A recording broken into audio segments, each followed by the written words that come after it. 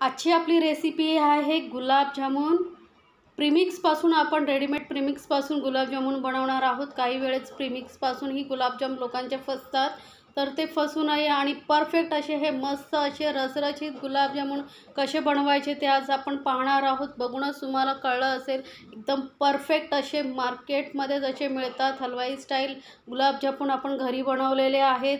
बनवायलाही खूप सोपं आहे. प्रीमिक्स पॅकेटवरती सगळं लिहिलेलं असतं, पण तरीही लोकांचे जामून फसतात आणि बरोबर होत नाहीत. तर मी इथे काही टिप्स सांगितलेल्या आहेत, त्या वापरून जर तुम्ही बनवला तर असे आजपर्यंत मस्त असे रसरशीत गुलाबजामुन तयार होणार आहेत. तर सर्वात प्रथम आपण पाक बनवून घेऊया.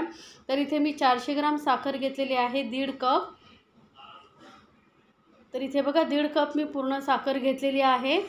एक पॅकेटसाठी एवढं साखर बस होते आणि त्यामध्ये मी घालते 3 कप पाणी. म्हणजे जेवढी साखर घेतली आहे त्याच्या डबल 1.5 कप इथे पाणी साखर घेतली आहे, तर 3 कप मी इथे पाणी घेतलेलं आहे. आणि ही साखर आपल्याला पूर्णपणे वितळवून घ्यायचं आहे. 1 तारी किंवा 2 तारी असं पाक वगैरे आपल्याला करायचं नाही. साखर वितळून एक 2-3 मिनटं आपण हा पाक वितळून घेणार आहोत. तर इथे घालते स्वादासाठी वेलची पावडर, थोडी जाडसर कुटून मी घेतलेली आहे. आणि कलरसाठी आणि फ्लेवरसाठी इथे मी केसरचे धागे घातलेले आहेत. कलर खूप छान येतो. तर असले तर घाला, नाही घातलं तरी चालतील, हे ऑप्शनल आहे.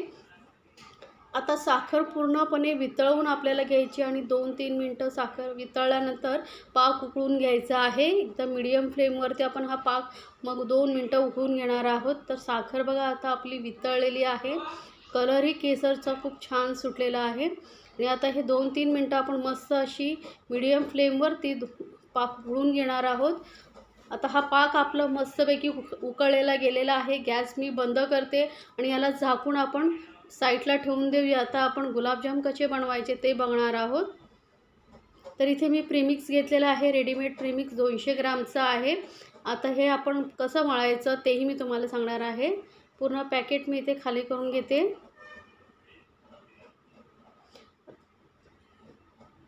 आता तुमच्याकडे जे ब्रँडचं प्रीमिक्स असेल ते तुम्ही वापरू शकता. तर आता हे पीठ कसं मळायचं तुम्ही दुधामध्येही मळू शकता, पण पाण्यामध्येही व्यवस्थित मळलं जातं. तर पाणीही आपण थोडं थोडं घालायचं, एकसाथ नाही घालायचं आहे. कारण यामध्ये जर पाणी जरी जास्त झालं तरी ते आपण जेव्हा बॉल बनवतो ते परफेक्ट होत नाही, दबले जातात आणि मग ते फ्राय करतानाही फुटतात, त्याला चिरा जातात. म्हणून फक्त थोडंसं 1 चमचाभर असं पाणी घालत आपण हे प्रीमिक्स आहे मळून घ्यायचं आहे. आणि हलक्या हाताने मळायचं, जास्त जोर लावून मळायचं नाही आहे. जेवढं शक्य होईल तेवढे हलक्या हाताने आपण हे प्रीमिक्स मळून घ्यायचं आहे. प्रेशर अजिबात द्यायचं नाही आहे.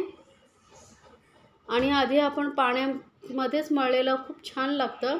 तर आता बघा प्रीमिक्स आपलं व्यवस्थित मळून झालेलं आहे. जास्त प्रेशर नाही दिलेलं आहे. हलक्या हाताने थोडंसं पाणी घालून आपण हे मळून घेतलेलं आहे. आता अगदी थोडंसं तूप घ्यायचं आहे, अर्धा चमचा एवढं छोटंसं. जास्त तुपाचा वापर नाही करायचं आहे. जास्त तूप जरी घातलं तरी आपलं मग गुलाबजाम आपण फ्राय करतो तेव्हा त्यांना चिरा जातात किंवा तेलामध्ये ते विरघळू शकतात. म्हणून थोडंसं तूप लावून मळून घेतलं आहे. आणि अगदी छोटे छोटे बॉल बनवायचे. या प्रीमिक्समध्ये कमीत कमी फक्त 40 ते 45 गुलाबजाम एकदम आरामात होतात. तर एकदम मीडियम टू छोटेसे असे गोळे बॉल बनवून घ्यायचे आहेत. आता तुम्हाला कुठली साईज हवी आहे त्यानुसार तुम्ही बॉल बनवून घेऊ शकता. अगदी परफेक्ट प्रीमिक्स मळलं गेलं आहे बघा, कुठेही चिरा वगैरे जात नाही आहे. अगदी हलक्या हाताने हे बॉलही बनवायचे आहे, जास्त प्रेशर नाही द्यायचं आहे. तर या पद्धतीने आपण बॉल सर्व बनवून घेऊया. तर बघा बॉल आपले तयार झालेले आहेत. गॅसवरती मी तेलही गरम करत ठेवलेलं आहे. तेलामध्येही फ्राय केले तरी चालतात, तुपाची गरज नाही आहे. तर इथे तेल गरम करत ठेवलेलं आहे. तेल जास्त गरम नको आहे, लक्षात ठेवा. तर तेल ठेवल्यानंतर थोड्या वेळाने लगेचच आपण गुलाबजाम टाकायचे आहेत, बॉल गुलाबजामचे. कारण तेलचं टेम्परेचर जर हाय असेल तर त्याला जे बॉल्स असतात गुलाबजामचे त्याला मध्ये बबल्स वगैरे येतात आणि लगेचच फ्राय व्हायला लागतात, करपतात आणि आतून मग कच्चे राहतात. त्यामुळे मग व्यवस्थित पाकही आतमध्ये शोषला जात नाही. त्यामुळे तेलाचं टेम्परेचर लक्षात ठेवा, कमी एकदम असलं पाहिजे आणि एकदम मीडियम वरती वगैरे गॅस ठेवायची नाही किंवा हाय फ्लेमवरती, एकदम लोवरती गॅस ठेवायची आणि लो फ्लेमवरती आपण हे हलक्या हाताने असं बघा झाऱ्याने वगैरे हळूहळू असं हलवत हलवत आपण हे फ्राय करून घेणार आहोत. बघा, आणि एका वेळेस जास्त गुलाबजाम टाकू नका, 10-1च टाका, म्हणजे आपल्याला हँडल करायलाही व्यवस्थित जमतात. कारण हे गुलाबजाम तेलामध्ये घातले बॉल्स का मग ते फुलतात. आता बघा पहिल्यापेक्षा किती व्यवस्थित जास्त फुलले आहेत. त्यामुळे एक साथ जास्त घालू नका. आणि एकदम टेम्परेचर तेलाचं बघा, तुम्हाला बघूनच कळत असेल किती कमी आहे.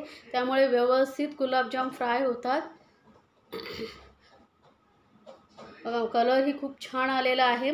आणि पहिल्या बॅच झाल्यानंतर तुम्ही वाटल्यास तुम्हाला असं वाटतं आहे की तेल जास्त तापले आहे तर थोडा वेळ गॅस बंद करा आणि तो 1-2 मिनिटांनी परत गॅस चालू करून दुसरा बॅच असेल तो फ्राय करायला घ्या.